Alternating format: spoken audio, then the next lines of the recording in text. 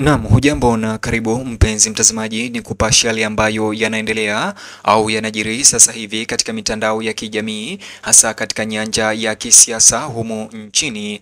Pigo kubwa kwa Kapteni Tesha jioni hii. Kapteni Tesha aliyezua taharuki mitandaoni baada ya kudai jeshi la Tanzania la JWTZ limejiunga na Watanzania wapinzani kuandamana dhidi ya serikali ya Samia Suluhu. Sasa kapteni huyo kwa jina la Tesha maarufu akutana na mazito haya na laana kubwa sasa hivi kutoka kwa jukwaa hili lenye sauti kali nchini na serikalini Tanzania. Mtazamaji, hizi nitakazo kusimulia ni habari mbaya kwa kapteni huyo.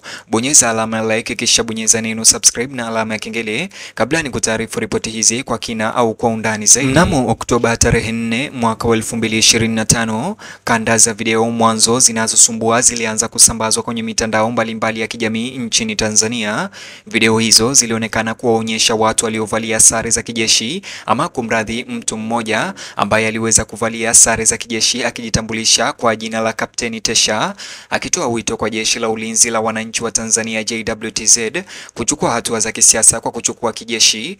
Wito huu unaotazamwa na wengi kama uchochezi wa uhaini umezusha hasira ya kitaifa na kulaaniwa. Moja ya kashfa kali ilitoka kwa jukwaa maarufu nchini Tanzania jioni hii, jukwaa la wahariri Tanzania TEF, ambalo limemkosoa hadharani Kapteni Tesha kwa kueneza maneno yaliyotajwa kuwa ni uzembe, kinyume cha sheria na ni hatari na anaweza kufunguliwa mashtaka ya uhaini ambayo pia alisema yanaweza kutishia utulivu wa taifa. Shirika hilo la wahariri TEF ilionya kuwa matamshi ya aina hiyo yanaweza kufuta miongo kadhaa ya amani, kutikisa misingi ya kidemokrasia ya Tanzania na kuharibu sifa ya JWTZ, jeshi la Tanzania, ambayo kwa muda mrefu imekuwa taasisi ya kijeshi yenye weledi na sifa inayoheshimika katika bara zima la Afrika.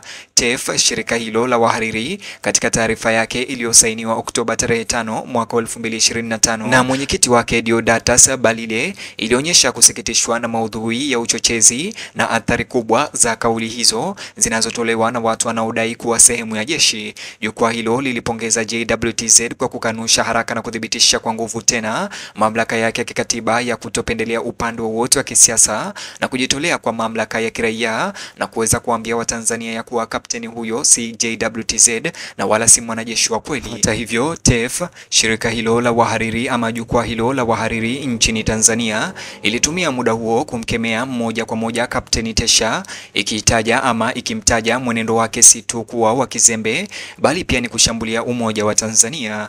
Wahariri walisema kuwa kuwaita wanajeshi katika mazungumzo ya kisiasa, haswa kwa marejeleo ya mapinduzi au mapinduzi ama uhaini, sio tu ya jinai lakini ni hatari kihistoria, njia ambayo taifa limeepuka kwa makusudi na kwa mafanikio kwa zaidi ya miongo 6.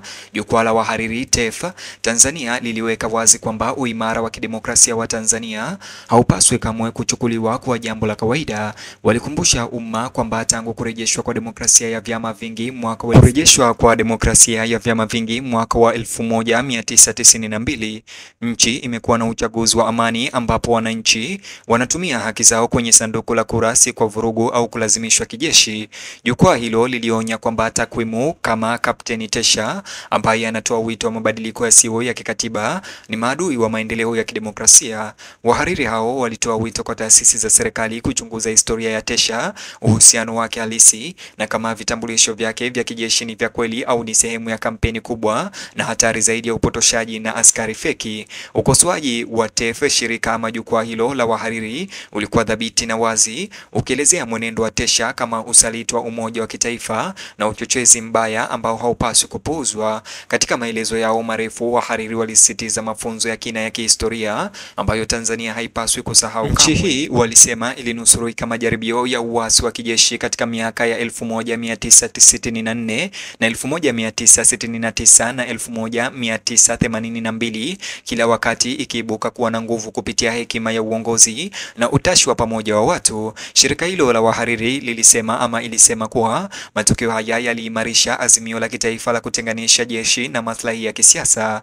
Kwa hivyo pendekezo lolote kama lile lililotolewa na Kapteni Tesha kwamba jeshi lijihusishe na utawala kwa kutumia nguvu, sio tu ni la kurudisha nyuma bali ni kinyume na utaratibu wa kikatiba. Jukwaa hilo lilionyesha kukerwa kwamba kuna mtu angedhubutu kurudisha mawazo kama haya ya mgawanyiko katika Tanzania ya kisasa na kudhibitisha maoni yake kwamba matamshi ya Tesha kwa umma yana yanajumuisha uchochezi na uvunjaji wa maadili ya kitaifa. Jukwaa hilo la wahariri haikuishia kumsuta Tesha peke yake. Jukwaa hilo lilionya kuwa mwanasiasa au chama chochote cha kisiasa kinachokaa kimya mbele ya uchochezi huo kinashiriki katika kuhujumu demokrasia ya kikatiba ya nchi. Ilitoa changamoto kwa watendaji wote wa kisiasa kukataa hadharani ujumbe unaoenezwa na Kapteni Tesha na kulaani wito wowote wa kuchukua hatua kinyume na katiba. Kwa mujibu wa kongamano hilo, hiki ni kipimo cha uongozi na uzalendo. Ikiwa chama chochote au mtu wa umma atachagua kuvumilia au kupuuza ujumbe kama huo, itaashiria uvumilivu hatari kwa hisia za uasi. Jukwaa hilo la wahariri TEF ilisisitiza msimamo wake mkali dhidi ya hatua za Tesha, ikimuita tishio la moja kwa moja kwa utawala wa sheria na kuzitaka mamlaka husika kuchukua hatua za kisheria kuzuia kutokea kwa propaganda kama hizo. Zaidi ya hayo, jukwaa la wahariri Tanzania lilitoa onyo lake kwa watumiaji na washawishi wa mitandao ya kijamii likiwataka kutokuza au kusambaza maudhui ya uchochezi, hasa nyenzo kama zile zilizotolewa na Kapteni Tesha. Shirika hilo la wahariri lilionyesha wasiwasi mkubwa kwamba majukwaa ya mtandaoni yanazidi kutumiwa kupotosha ukweli, kudanganya maoni ya umma na katika baadhi ya matukio kuyumbisha mataifa. Jukwaa hilo liliitaka serikali kusimamia sheria zilizopo za makosa ya mtandaoni na usalama wa taifa bila kuchelewa na kuwachunguza wanaoshiriki kusambaza maudhui hayo ya video hizo za Tesha. Hata hivyo, wahariri walielezea video za Tesha kama mfano wa kitabu cha kiada cha taarifa potofu za silaha zilizokusudiwa kudhoofisha taasisi na kuweka raia, tishio ambalo lazima lishughulikiwe mara moja ili kulinda amani na utulivu. Shirika kama jukwaa hilo la wahariri ilisisitiza jukumu muhimu la vyombo vya habari katika kutetea maadili ya kitaifa na kukuza mazungumzo yanayowajibika. Kama walinda mlango wa habari, kongamano hilo lilisema waandishi wa habari na majukwaa ya vyombo vya habari hawapaswi kutoa uaminifu au oksijeni ama kuipa nguvu ama kumuunga mkono Kapteni Tesha kwa jumbe za uhaini ama kuzisambaza jumbe zake na kusema ni za kweli ila hali jumbe hizo ni za uongo. Kapteni Tesha, kwa mtazamo wa TEF, sio tu kwamba alidharau utakatifu wa sare, lakini pia alijaribu kuondoa imani ya umma katika kutoegemea upande wowote kwa jeshi. Jukwaa hilo la wahariri ilitoa wito kwa mashirika yote ya vyombo vya habari kuimarisha sera za uhariri zinazozuia kuenea kwa maoni sawa ya itikadi kali. Wahariri walikariri imani yao kwamba amani na demokrasia vinaweza tu kustawi katika mazingira ambapo taasisi zinaheshimiwa na ambapo watu kama Tesha wanawajibishwa kwa matendo yao. Mtazamaji, ni hayo tu ambayo nimekuandalia sasa hivi, na habari hizi ni habari ambazo zina trend sasa hivi katika mitandao ya kijamii, na ningependa kusikia maoni yako kuhusiana na habari hizi ama ujumbe wa kumlaani Kapteni Tesha ambao umetoka kwa jukwaa la wahariri TEF sasa hivi nchini Tanzania. Vile bonyeza alama like, kisha bonyeza neno subscribe na alama ya kengele, kisha bonyeza kibox hicho kwenye screen yako, kitakuelekeza katika video yetu mpya kwa taarifa ama habari zaidi zinazojiri.